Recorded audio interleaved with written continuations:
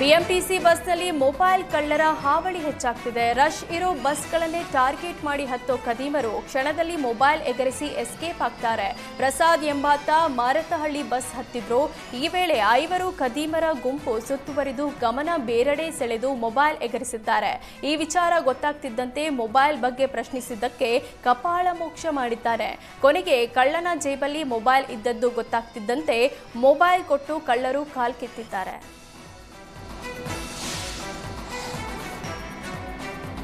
ಉತ್ತರ ಕನ್ನಡ ಜಿಲ್ಲೆಯ ಶಿರಸಿಯ ಮತ್ತಿಘಟ್ಟ ಸಮೀಪದ ಜೋಗನ ಹಕ್ಕಲು ಜಲಪಾತದಲ್ಲಿ ಕಾಲು ಜಾರಿ ಬಿದ್ದ ಯುವಕ ಕಣ್ಮರೆಯಾಗಿದ್ದಾನೆ. ನಿನ್ನೆ ಸಂಜೆ ಸ್ನೇಹಿತನ ಜೊತೆ ಪವನ್ ಗಣಪತಿ ಜೋಗಿ ಫಾಲ್ಸ್ ನೋಡಲು ಹೋಗಿದ್ದ. ಈ ವೇಳೆ ಫಾಲ್ಸ್ ಹತ್ತಿರ ರಭಸವಾಗಿ ಹರಿತಿದ್ದ ಹಳ್ಳವನ್ನ ದಾಟುವಾಗ ಕೊಚ್ಚಿಕೊಂಡು ಹೋಗಿದ್ದಾನೆ. ಶಿರಸಿ ಗ್ರಾಮೀಣ ಠಾಣೆ ಪೊಲೀಸರು ಸ್ಥಳಕ್ಕೆ ದೌಡಾಯಿಸಿದ್ದು ನಾಪತ್ತೆಯಾದವನಿಗಾಗಿ ಶೋಧ ಕಾರ್ಯ ನಡೆದಿದೆ. ಚಿತ್ರದುರ್ಗ ಜಿಲ್ಲೆಯ ಚಳ್ಳಕೆರೆ ತಾಲೂಕಿನ ವಿವಿಧೆಡೆ ಗಾಳಿ ಸಹಿತ ಮಳೆಯಾಗ್ತಿದೆ. ಹಲವೆಡೆ ಮನೆ ಮೇಲ್ಛಾವಣಿ ಸೀಟ್ಗೆ ಹಾನಿಯಾಗಿದೆ.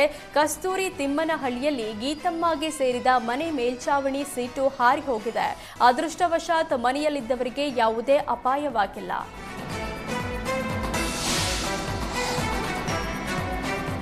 ಕೆಆರ್ಎಸ್ ಜಲಾಶಯ ಭರ್ತಿಗೆ ಇನ್ನು 4 ಅಡಿ ಮಾತ್ರ ಬಾಕಿ ಇದೆ. ಇನ್ನೊಂದು ವಾರದಲ್ಲಿ ಭರ್ತಿಯಾದರೆ ಕೆಆರ್ಎಸ್ ಐತಿಹಾಸಿಕ ದಾಖಲೆ ಬರೆಯಲಿದೆ. ಡ್ಯಾಮ್ ನಿರ್ಮಾಣವಾಗಿ 93 ವರ್ಷಗಳಿಂದ ಈವರೆಗೂ ಜೂನ್ ತಿಂಗಳಿನಲ್ಲೇ ಭರ್ತಿಯಾಗಿಲ್ಲ.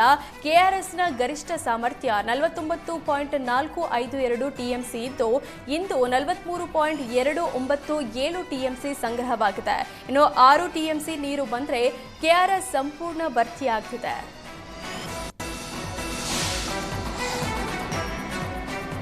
ರಾಜಧಾನಿ ಬೆಂಗಳೂರು ಪಾದಚಾರಿ ಹಾಗೂ ವಾಹನ ಸವಾರರಿಗೆ ಗುಡ್ ನ್ಯೂಸ್ ಸಿಕ್ಕಿದೆ. ಬೆಂಗಳೂರಿನ 75 ಜಂಕ್ಷನ್ಗಳನ್ನು 100 ಕೋಟಿ ರೂಪಾಯಿ ವೆಚ್ಚದಲ್ಲಿ ಮತ್ತಷ್ಟು ಹೈಟೆಕ್ ಮಾಡಲು ನಿರ್ಧರಿಸಲಾಗಿದೆ.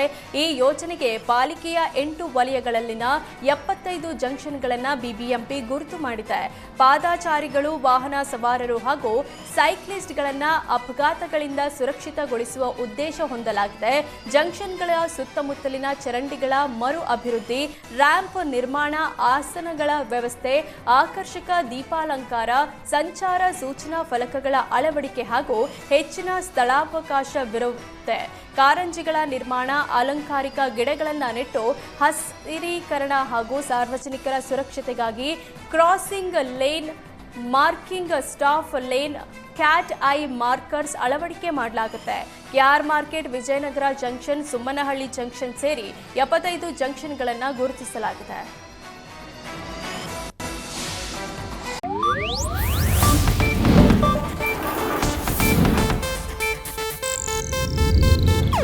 ಇದು ಏಷ್ಯಾನೆಟ್ ನ್ಯೂಸ್ ನೆಟ್ವರ್ಕ್ ಪ್ರಸ್ತುತಿ.